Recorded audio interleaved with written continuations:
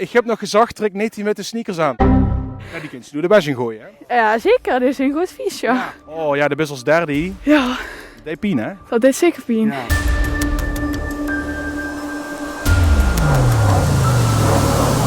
Ja, en de Cumbim is aangerend. Moet ik zitten? Ja.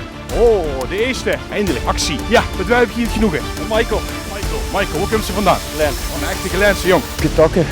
Ballen. Ja, de bus is oké, Michael. Je moest weer helemaal terug. Hop. Michael is de eerste met een sleutel. En de sleutel past wel, hij is open. Wat is die tactiek? Ja, dommel, ja.